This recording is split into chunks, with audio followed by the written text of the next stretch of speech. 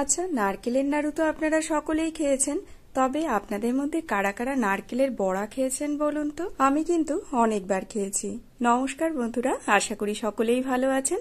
আমি মৌমিতা, বং ফুটিজাবের আরও একটি নতুন পর্বে আপনাদের সকলকে স্বাগত। আজ আমি আপনাদের সাথে শেয়ার করতে চলেছি মায়ের হাতের নারকেলের বড়ার রেসিপি। আর ডাল ভাতের সাথে এই বড়া খেতে কিন্তু বেশ ভালো লাগে। চলুন তাহলে দেরি না করে এগিয়ে যাওয়া যাক আমার আজকের ভিডিওর দিকে। নারকেলের বড়া বানিয়ে নেওয়ার জন্য প্রথমেই আমি একটি মিক্সার জার নিয়ে নিয়েছি, আর এতে অ্যাড করে দিচ্ছি শুকনো কলায় ভেজে খোসা ছাড়িয়ে নেওয়া 2 টেবিল চামচ চিনে বাদাম। মিক্সি মেশিনে পালস মোডে বাদামগুলিকে আধ ভাঙা করে এভাবে গুঁড়িয়ে নিয়ে একপাশে রেখে দিচ্ছি। এবারে ওই সেম মিক্সার জারের মধ্যেই অ্যাড করে দিচ্ছি হাফ কাপ পরিমাণে নারকেল। কোনো রকমের জল না অ্যাড করে যেমনটা ভাবে আমরা নারকেল কুড়িয়ে নেই সেরকম একটা টেক্সচার আসা অবধি মিক্সি মেশিনে এটিকে ঘুরিয়ে নেব। আর এখানে আপনাদের দেখিয়ে দিচ্ছি, এই দেখুন, ঠিক একদম যেরকম আমরা নারকেল কুড়িয়ে নেই সেরকমই কিন্তু একটা টেক্সচার হবে। এবারে এই সম্পূর্ণ নারকেলটিকে একটি মিক্সিং বোলের মধ্যে অ্যাড করে দিচ্ছি। আমার মা কিন্তু আবার দেখেছি স্পেশালি যে নারকেলগুলো দিয়ে হালকা একটু তেলের গন্ধ হয়ে যেত, সেই নারকেল দিয়েই কিন্তু এই নারকেলের বড়া বানিয়ে নেন। আর বড়া বানিয়ে নেওয়ার পর কিন্তু এর মধ্যে কোনো রকমের গন্ধই পাওয়া যায় না। এবারে এতে অ্যাড করে দিচ্ছি একটা মিডিয়াম সাইজের কুচিয়ে নেওয়া পেঁয়াজ এবং 2টি কুচিয়ে নেওয়া কাঁচা লঙ্কা। সেই সাথেই আমরা যে প্রথমে বাদাম গুঁড়িয়ে নিয়েছিলাম সেটিকেও অ্যাড করে দিচ্ছি। আর অ্যাড করছি 2 চা চামচ ময়দা, 1 চা চামচ কর্নফ্লাওয়ার, 2 চা চামচ চালের গুঁড়ো, স্বাদ মতো নুন, 1 চা চামচ হলুদ গুঁড়ো এবং 1 চা চামচ লাল লঙ্কার গুঁড়ো। তবে ঝালের পরিমাণ আপনারা অবশ্যই আপনাদের স্বাদ বুঝে ব্যবহার করে নেবেন। এবারে এই সব কিছু খুব ভালো করে মেখে নিচ্ছি। এখানে কিন্তু এই পর্যায়ে মিশ্রণটিকে শুকনো দেখে কোনো জল অ্যাড করার ভুল একদমই করবেন না, কারণ এটি মাখতে মাখতেই এর মধ্যে যে ময়েশ্চার রয়েছে সেটি দিয়েই কিন্তু এর মধ্যে খুব সুন্দর একটা বাইন্ডিং চলে আসবে। তবে এর মধ্যে আমি একটা জিনিস অ্যাড করতে ভুলে গিয়েছি, আর সেটি হলো ধনেপাতা কুচি। আর আমি অ্যাড করার সময় আমার বেটু আমাকে কিছুতেই অ্যাড করতে দেবে না, উনিই নাকি ধনেপাতা কুচি এখানে অ্যাড করে দেবেন। তো বললাম ঠিক আছে, দাও বাবা। 2 টেবিল চামচ ধনেপাতা কুচি আমি এখানে ব্যবহার করে নিয়েছি। এই গরমের সময় থেকে শুরু করে শীতের শুরু পর্যন্ত আমাদের এখানে বাজারে ধনেপাতা পাওয়া কিন্তু খুবই দুষ্কর ব্যাপার, তাই বাড়ির গাছের বিলেতি ধনেপাতা দিয়েই কাজ চালিয়ে নিয়েছি।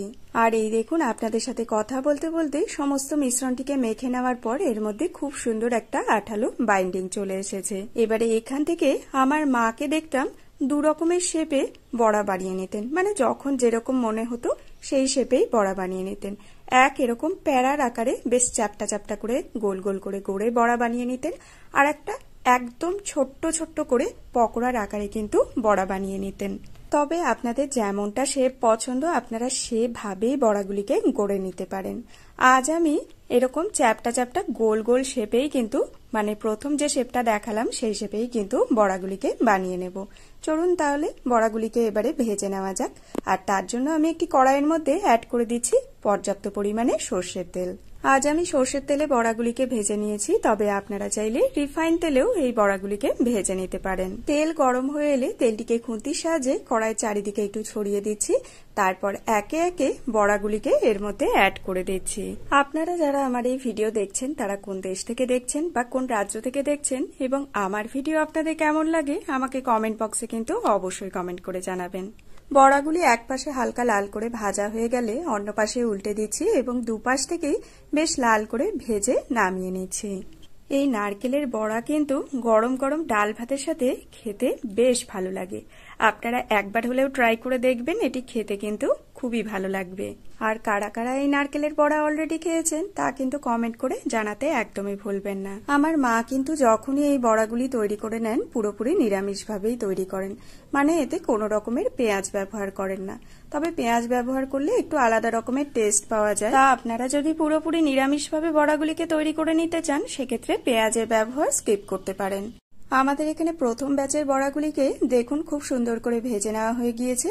দ্বিতীয় ব্যাচের বড়াগুলিকেও আমি ঠিক একইভাবে ভেজে নামিয়ে নিচ্ছি। আর ভিডিও শেষে আপনাদের দেখিয়ে দেব বড়াগুলি কতটা মুচমুচে এবং খাস্তা হয়েছে। গ্যাসের ফ্লেম লো টু মিডিয়ামের মধ্যে রেখেই বড়াগুলি শুরু থেকে শেষ পর্যন্ত ভেজে নিতে হবে। তাহলে বন্ধুরা, আমার আজকের এই ভিডিওটি যদি আপনাদের ভালো লেগে থাকে একটি লাইক দিয়ে উৎসাহিত করবেন এবং কমেন্ট করে জানাবেন কেমন লাগলো। চ্যানেলে নতুন বন্ধু হলে সেই সাথে চ্যানেলটিকে সাবস্ক্রাইব করে পাশে থাকা বেল আইকনটি প্রেস করে আমার পাশে থাকার একান্ত অনুরোধ রইল। যদি আপনারা ভিডিওটি ফেসবুক পেজ থেকে দেখে থাকেন, পেজটিকে ফলো করার একান্ত অনুরোধ রইল। আজকের মতো তাহলে এখানেই বিদায় নিচ্ছি। দেখা হবে অন্য কোনো নতুন ভিডিওর সাথে অন্য আরেকদিন। সবাই খুব খুব ভালো থাকবেন, সুস্থ থাকবেন। ধন্যবাদ।